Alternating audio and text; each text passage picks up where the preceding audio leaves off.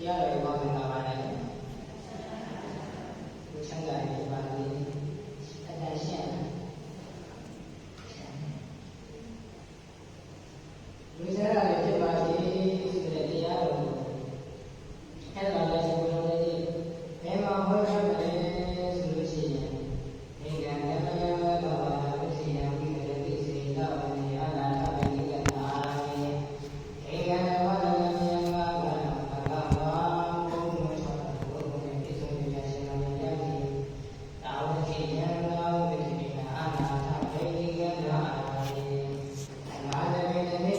လောမွေမြတ်ဘုရားကောင်းစေကမဏိတိသောဝိယံမှာ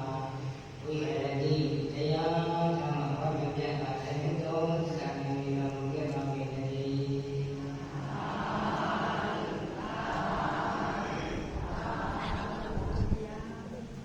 အဲ့လိုပဲဆိုတော့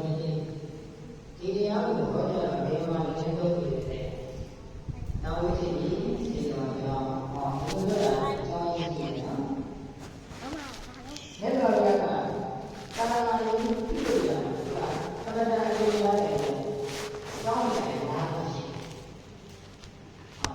ဇေကမကြောင်းရှိတယ်ဘုရားကြောင်းရှိတယ်ဘုရားကြောင်းရှိတယ်ဟုတ်လားအဲ့ဒီလိုဒီတရားကိုဟောကြားတဲ့အချိန်ကဘယ်ကြောင်းမှမသိပါဘူးဇေကမကြောင်းဖြစ်တယ်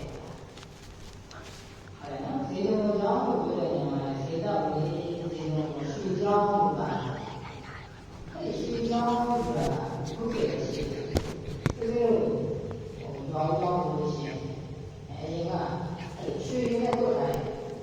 တိုင်လို့ရွှေစီမက်ဆီရွှေချတိုင်းတိုင်ဒါမျိုးရှိနော်ဘယ်လိုရွှေ